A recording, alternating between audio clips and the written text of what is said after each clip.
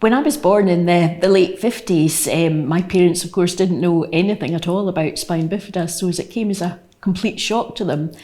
And in these days, most babies born with spina bifida didn't survive at all, so my parents were basically told nothing could be done and to take me home, let nature take its course.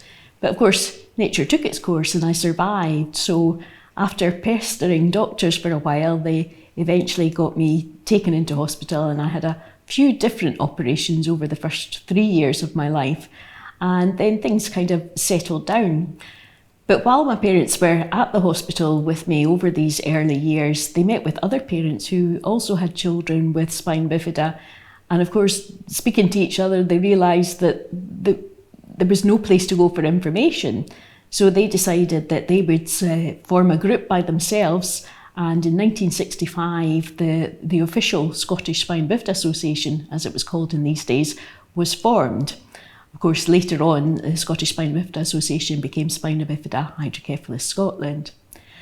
Now, I'm one of the lucky ones with spina bifida in that I was able to attend a mainstream school and get an education.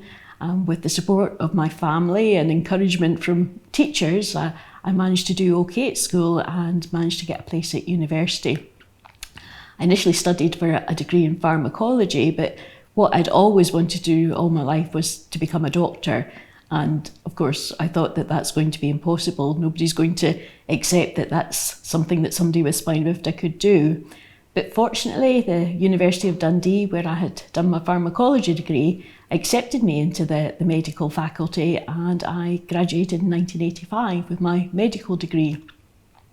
I then initially trained in paediatrics and subsequently specialised in clinical genetics and became a consultant in that, and have retired for 2 years now after a very enjoyable career in medicine.